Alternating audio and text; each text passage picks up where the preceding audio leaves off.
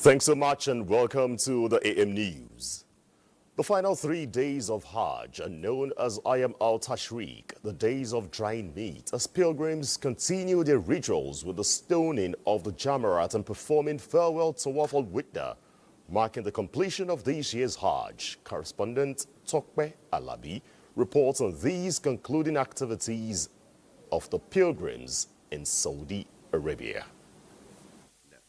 Pilgrims have continued to stay in Mina, collecting pebbles and throwing them at the 3 pillars of Jamrat, each 7 times, symbolizing the rejection of evil and sin. These days are also characterized by supplication and remembering Allah. We are equal before Allah subhanahu wa ta'ala, and we have come before our Creator as equals to beg Him for forgiveness and to seek mercy from Him.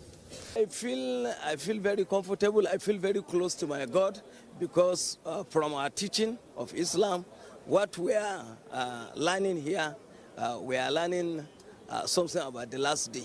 The 13th day of Dhul Hijjah is the final day of stoning the Jamra, and after pilgrims perform the ritual, they are able to depart from Mina to perform Tawaf al-Wada or farewell. We have some people from home that call us to pray for them on certain issues.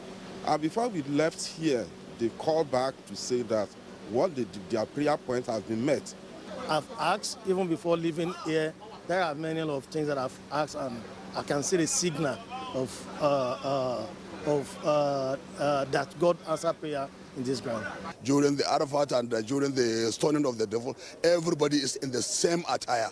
No difference. There is no king, there is no commissioner, no governor, no president. Everybody is the same. We are happy to be here, and inshallah Nigeria is going to be peace and is going to be good for all Nigerians. The 3 days after Arafah, known as Ayam al-Tashriq, hold great significance, including days of celebration and sacrifice, stoning of the devil, and final tawaf to complete the Hajj rituals.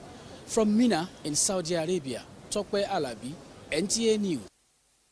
Back here in Nigeria, seasonal climate predictions as well as rain pattern and flood outlook usually give directions to intervening agencies on likely floods and preventive solutions.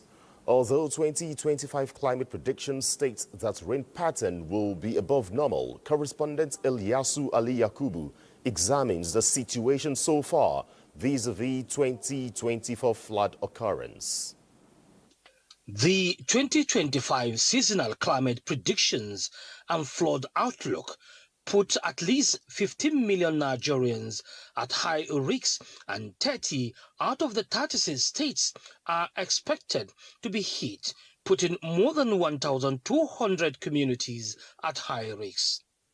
In view of this scenario, the National Emergency Management Agency, NEMA, activated all local organizing committees on flood across the country on the possible devastation. This is in addition to the strategic stakeholders meetings and engagement on preventive solution and mitigation. Mokwa, a community in Niger State, got washed away by the rain waters recently, with more than 160 people killed and many others still missing. Reports said that 503 households got affected and 3,018 persons were displaced.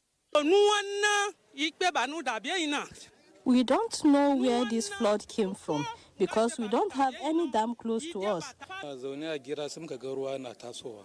The flood took us unaware, and before we knew it, it has ravaged many lives and property. The NEMA is here, and they came with some of the intervention we are here to receive from them. The Emergency Management Agency, NEMA, has since drafted its search and rescue officers to Mokwa and deployed food and non-food items for the immediate needs of the victims. We've been assisting the community with search and rescue, and what we have confirmed is over 100 bodies. And this brings to bear the fact that we need to keep our waterways very clear. Our town planners need to also live up to expectation when it comes to that. Our first intervention so far has been being part of clearing the debris and also bringing out bodies. And furthermore, we've brought both food and non-food items, which we're about to hand over to the Deputy Governor right now. The flood victims of Mokwa may be the first set to enjoy the recently established scheme by NEMA to provide insurance or some level of financing to the victims of floods for the recovery and rebuilding of their lives in the aftermath of disasters across the country. Experts are of the opinion that intervening agencies should commence total evacuation of residents in the flood-prone areas, stating that the Mokwa incident may be one out of the many vulnerable communities waiting to be affected. In Abuja, Ilyasu Aliyakubu, NTA News. In a bid to enhance agricultural productivity, environmental health and economic empowerment, farmers across Jigawa State are making a notable shift from the use of inorganic fertilizers to organic alternatives. Muhammad Musa Askira reports that this transition is gaining momentum as part of a broader effort to complement the Jigawa State government's annual supply of fertilizers to its vast farming population. Traditionally reliant on government-supplied inorganic fertilizer, many farmers in Jigawa are now embracing farmyard manure and other organic inputs made from cleared refuse. This grassroots innovation is helping reduce dependence on chemical fertilizer while simultaneously solving waste management issues in towns and urban centers.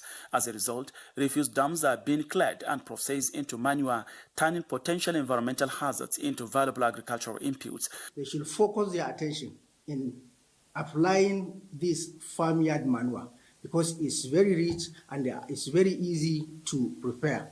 So I think if they can use it, they will get what actually they want. According to agricultural experts, the benefits of applying farmyard manure go beyond environmental gains, as manure improves soil fertility over a long period, typically 3 to 4 years, boosting land productivity and increasing crop yields. Additionally, fruit, tubers and other crops grown using organic manure reportedly have a superior taste and quality compared to those cultivated with organic fertilizer.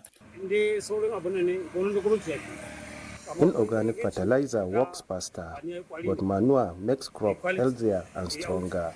It improves both quality and yield. Crops grown with manure are usually sweeter. For example, groundnuts grow larger and produce more oil, where local manure is used. This manure is more effective than chemical fertilizer. If there is enough rainfall, we won't face any problems. However, when the rain is insufficient, challenges can arise.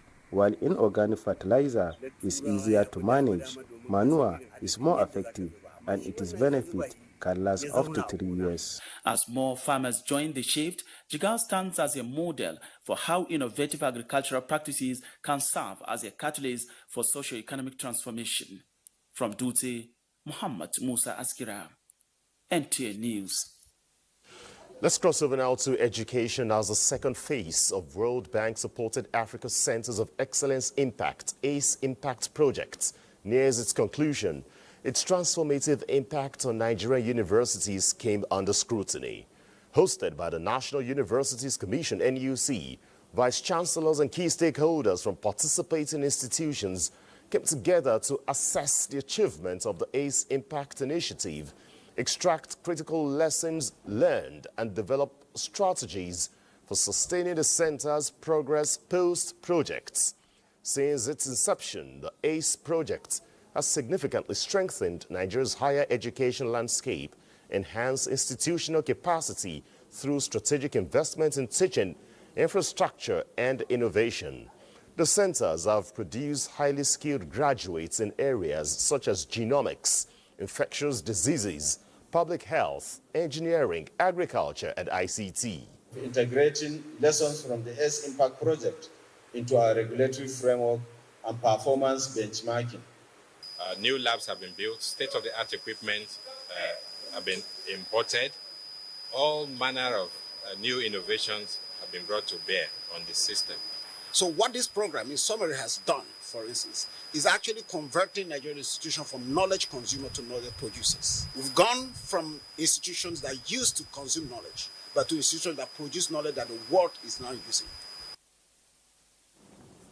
Nigeria currently hosts more than 10 active ACE Impact Centers located in leading universities across the country. The ACE Impact project is not only building centers of academic excellence, it is positioning Nigerian universities as engines of innovation, problem-solving, and sustainable development in Africa.